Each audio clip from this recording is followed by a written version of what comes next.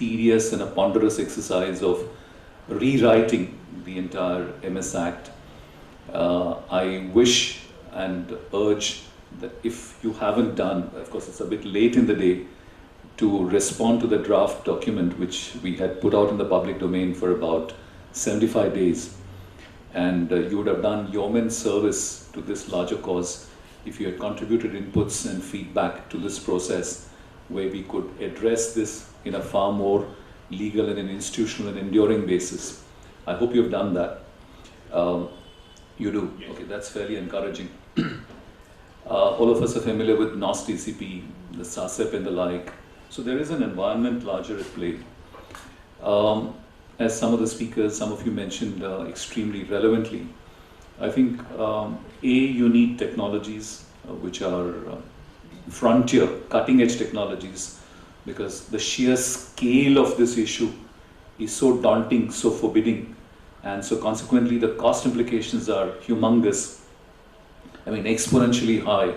So which means that you need to push the frontiers of research and development to roll out products which are able to, let's say, sort of map out the entire, traverse the entire path of preparedness, prevention, mitigation, containment, and minimization of damage, etc.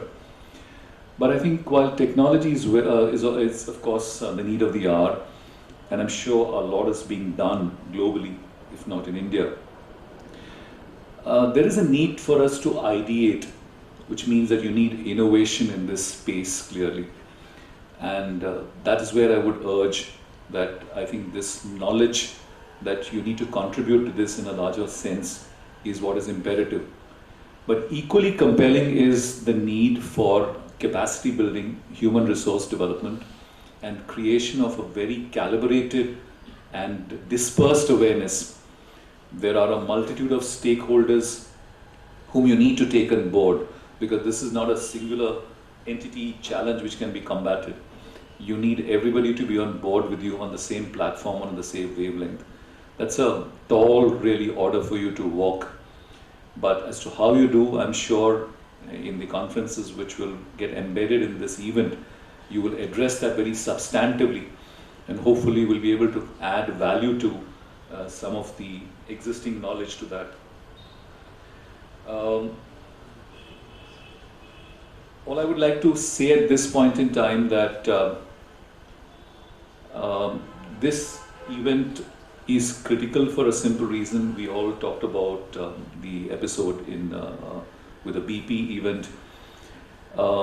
I think we probably are, shall I say candidly, fairly, can I say that candidly we are ill prepared, or are we adequately prepared? I think our nerves and resources would be tested. God forbid if something were to happen.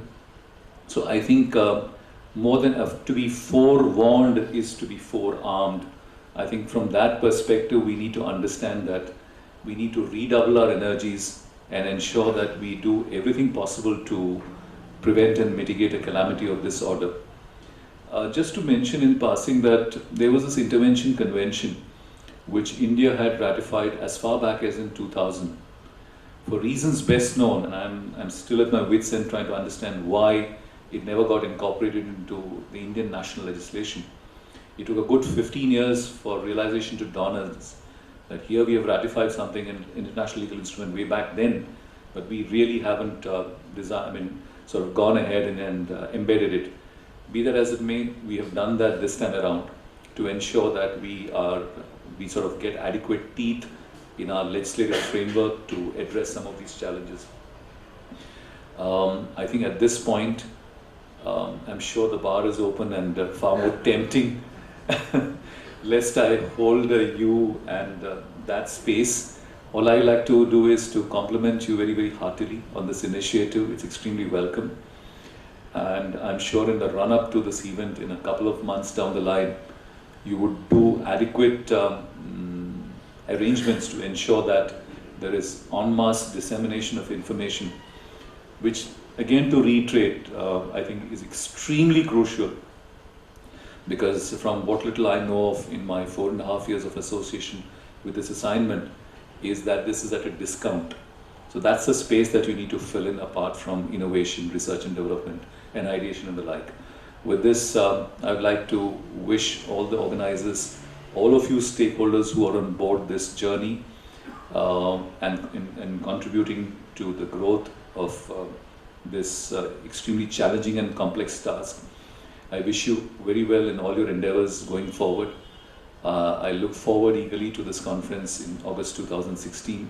And please be assured that as the National Maritime Administration and also as the National Maritime Service of the country, we will be more than happy to collaborate and partner with you.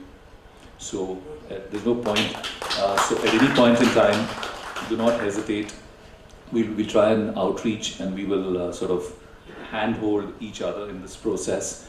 With this, congratulations once again, and all the very best for this event in 2016. See you then. Bye-bye.